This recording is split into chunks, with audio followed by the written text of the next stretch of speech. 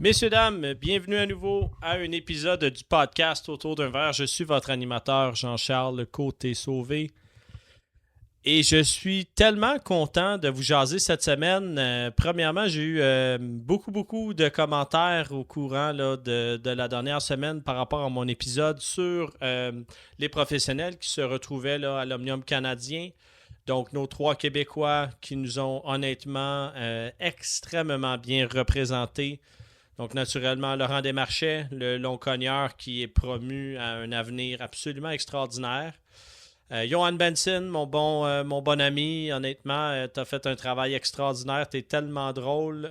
Puis je pense que tu as peut-être mis la lumière sur ce que c'est de jouer sur le PGA Tour. Tu as fait des capsules à RDS et honnêtement, je te remercie d'avoir fait ça parce que c'est en faisant des initiatives comme ça qu'on fait grandir la game. Tu es un super bon ambassadeur pour nous, Johan, et tu fais un super boulot non seulement à RDS, mais en tant que golfeur professionnel qui arrive à jouer à un très haut niveau malgré le manque de temps de préparation, tes autres obligations.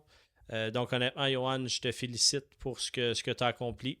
Mais la mention spéciale, naturellement, vous allez vous en douter, certainement, c'est à mon ami Joey Savoie, avec qui j'ai réussi, où j'ai eu la chance d'échanger quelques petits textos.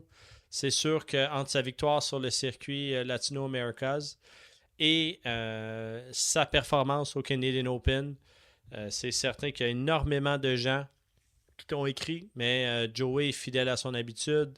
Étant le gentleman qu'il est, a pris le temps de me répondre.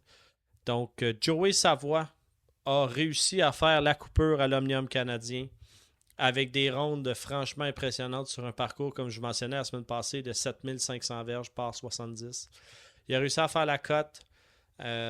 Juste ça, honnêtement, c'est tellement impressionnant de se mesurer aux meilleurs joueurs au monde puis de voir le calibre de ces joueurs-là. Joey a su mettre sensiblement le golf québécois sur ses épaules l'instant d'une fin de semaine, mais vous comprendrez que Joey, Étienne Papineau, Johan Benson, Laurent Desmarchais, Marc-Olivier Place, c'est des gars qui portent le golf au Québec, flanqués de leurs entraîneurs respectifs, que ce soit les Daniel Langevin, euh, que ce soit les Ben Lemieux, les Pierre Dugas. Il y a du monde qui travaille derrière ces athlètes-là, qui travaille avec eux et qui leur permettent de jouer à des plus hauts niveaux. Donc, Joey Savoie a fini la semaine à +1 en égalité à 60e position. Et Joey a non seulement réussi à faire une bourse, mais à accumuler des points au classement de l'ordre mondial qui va faire en sorte que la prochaine porte s'ouvre. Et honnêtement, c'est ça qui est si difficile de jouer au golf à un haut niveau, au niveau professionnel et dans ce cas-ci, là, sur les plus grands circuits. C'est tellement difficile de se rendre là. Et une fois que tu es rendu, ton opportunité est là, il faut que tu la saisisses. Et Joey Savoie, avec brio, c'est ce qu'il a réussi à faire, a décidé de continuer à jouer au golf malgré des blessures importantes qui mettaient sérieusement en danger non seulement sa saison, mais sa carrière. Il y a eu une opportunité. Il s'est ici au sommet du classement sur le circuit Latino Americas. Et il y a eu une opportunité d'aller jouer dans l'Omnium canadien. Mais honnêtement, là, il a frappé un coup de circuit. Puis c'est là qu'on regarde à quel point le niveau de golf est élevé sur le PGA Tour. Il a fini en égalité en 67e position à +1. Puis oui, on pourrait regarder ça et dire qu'il y en a 66 qui l'ont battu. C'est un fait. Mais il faut regarder tous les gars que lui, Joey, a réussi à battre et à devancer. Il y a des noms là-dedans, des gagnants de tournois majeurs, des gagnants sur le PGA Tour, des joueurs réguliers sur le circuit. Et Joey, sans complexe, sans gêne, a livré une performance digne de mention, voire même une performance historique, là. Ça faisait des années et des années qu'on n'avait pas vu un Québécois sur le tour faire la coupure. Étienne Papineau, Marco Place, ils ont réussi. Puis juste le fait de se rendre là, puis de jouer, puis de passer proche de faire la cote, c'est une chose. Mais Joey, honnêtement, je te félicite, je te salue. Je trouve ça tellement extraordinaire, puis c'est tellement inspirant pour les golfeurs et les golfeuses de 5, 6, 7, 8 ans qui vont dire « Hey, moi j'étais là, j'ai regardé à la télé notre Québécois faire la cote. Je te lève mon chapeau. Je te salue, je te félicite. » Puis c'est toujours le fun. Puis c'est rare que j'en parle dans le podcast, mais je me permets. Toujours le fun de voir un joueur de l'équipe TaylorMade bien performer. Mon jupon dépasse un peu ici, puis c'est normal. Je pense que ça fait partie de la game. Joey, bravo. Félicitations. Je vous avais dit que j'allais faire un retour sur l'Omnium canadien, alors chose promis, chose due. Et voilà. Maintenant, le podcast, ça me permet de rencontrer des gens, ça me permet d'échanger, puis ça ouvre la conversation. Hier, je donnais une clinique au club de golf, l'équipe de perfectionnement de la section féminine, puis hey, Jean-Charles, on a vu avec les réseaux sociaux que tu t'es lancé un podcast, puis là, on parle, puis on échange comment je suis devenu sommelier à 19 ans, professionnel de golf quelques années plus tard, puis c'est ça qui me fait triper de ce projet-là, puis je voulais vous en parler, puis saluer au passage tous et chacun qui prennent le temps de venir me dire les bons mots ou vous écoutez l'épisode, qu'est-ce que vous avez pensé. Steve Foisy, je sais que tu es à l'écoute, je te remercie de ton écoute, je te remercie de ta collaboration et de ton input par rapport à ce projet-là, mais c'est aussi un plaisir de travailler avec toi. Alors Steve, un petit clin d'œil à toi avec le Chablis et le homard. Donc j'espère que tu vas apprécier cet épisode-là aussi. Alors voilà, salutations sont faites. Cette semaine, j'ai vécu une expérience et j'ai fait partie d'un événement qui m'a absolument touché. Puis c'est un petit peu l'angle que je voulais prendre cette semaine en vous parlant des possibilités et de ce que ça apporte. Non seulement le milieu du golf, mais le milieu du vin. J'ai participé à une levée de fonds donc au club de golf au profit d'un jeune qui s'appelle Antoine Loranger. Un jeune qui a marqué le golf au Québec, qui a marqué le golf au Blainvilliers. C'est quelqu'un qui avait une passion pour la game, c'est quelqu'un qui avait un talent indéniable. J'ai pas eu la chance de le rencontrer. Par contre, j'ai côtoyé ses parents qui sont membres au club et on a décidé, donc en fait, mon collègue et professionnel en titre, Nicolas Quirion, a décidé de faire une levée de fonds pour ramasser des sous pour le programme junior, mais aussi pour la fondation de la leucémie de l'hôpital Maisonneuve-Rosemont. Donc, avec le podcast, on était commanditaire de l'événement. Je me suis installé entre les deux neufs pour jaser de golf, puis pour poser quelques petites questions pièges. Donc, je vous lance à vous, mes chers auditeurs, les 3 questions que j'ai posées. Il y en a une, j'ai déjà donné la réponse. Donc, le nom des 3 Québécois qui ont participé à l'Omnium canadien. Et c'est là que j'ai remarqué qu'il y a des golfeurs et des golfeuses qui n'écoutent pas nécessairement le golf de façon quotidienne, mais étant donné qu'on avait des représentants de l'Unifolier, donc on avait un intérêt un peu plus marqué pour cet événement-là. Alors voilà, question numéro 1. Deuxième question, comment s'appelle une bouteille de 3 litres et une bouteille de 5 litres? Je vous laisse faire vos recherches. Quand vous allez me croiser, vous allez me donner la réponse. Et ensuite, la combinaison des deux, donc golf et vin, comme le veut un peu là, le concept de mon podcast. Nommez-moi 2 golfeurs professionnels qui sont propriétaires de vignobles. Et la réponse à cette question sera donc mes recommandations de la semaine. Donc, nommez-moi 2 golfeurs professionnels, et il y en a plus d'ailleurs. J'ai été impressionné de voir la quantité de noms qui m'ont été offerts lors de l'événement. Donc, l'objectif était d'acheter des coupons nécessairement pour un souper gastronomique 3 services avec accord ainsi qu'une leçon. Mais j'ai posé des questions comme ça pour donner un petit peu plus de chance aux gens de gagner ou de mettre leur nom dans le chapeau pour le tirage. Et c'est là que j'ai réalisé à quel point le projet que j'entreprends ou que j'ai entrepris il y a de ça maintenant 3 mois est non seulement populaire, mais c'est rassembleur, ça initie les conversations et c'est ce que j'adore de mon métier de professionnel de golf. J'ai la chance d'enseigner à des gens de tous les calibres, de tous les niveaux, de tous les âges, de tous les backgrounds, de plein de sports. J'ai coaché des joueurs de foot, des gars qui ont joué dans la CFL, j'ai coaché, j'ai même fait un fitting à un ancien joueur de la MLB. J'ai des athlètes, des danseurs, des danseuses professionnelles, des athlètes de très très haut niveau. mais aussi des gens qui ont zéro background dans le sport, qui veulent apprendre le golf parce qu'ils sont passionnés puis parce qu'ils veulent s'y mettre. Et c'est ce que j'adore de mon métier et c'est ce que j'adore d'enseigner le golf, c'est que ça me permet d'interagir avec une panoplie de gens. Et souvent, leur histoire est franchement intéressante. Ça nous permet d'initier la conversation, de partager notre passion pour l'enseignement et pour le golf. Et c'est franchement ce que j'adore. Et je réalise aussi que le monde du vin me permet cette ouverture-là. Souvent, quand on va aller souper chez les gens, on va apporter un cadeau d'hôtesse, on va apporter une petite bouteille de vin. Et c'est souvent toujours un petit peu stressant d'arriver avec une bouteille de vin, puis pas que j'achète une bouteille trop peu coûteuse. Faut pas que j'achète quelque chose de overboard parce que là, ça n'a comme pas de bon sens d'apporter ça. Mais au final, on va apporter une bouteille de vin. C'est un cadeau d'hôtesse qui est vraiment le fun à donner. On se casse pas la tête.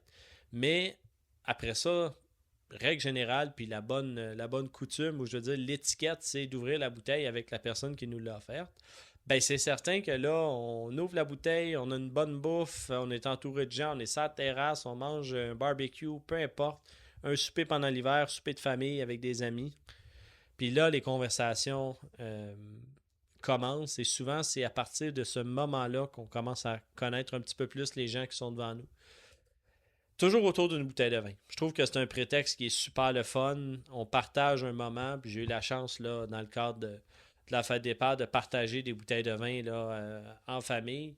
Puis honnêtement, on a vécu une super belle expérience. On a commencé avec une petite sangria. Ensuite, on s'est dirigé vers un champagne. Puis j'ai décidé de mettre au défi un peu là, mon paternel AJ. Donc, je lui ai servi, et ma mère aussi d'ailleurs, qui était présent. Je leur ai servi un Riesling canadien de 13 ans d'âge. Donc là, on avait un côté tuilé, jaune, super, super, super marqué. Et un Riesling canadien, c'est pas nécessairement un vin qu'on fait vieillir, mais je gardais ça depuis longtemps. Puis j'ai dit, tiens, là, c'est le bon moment d'y.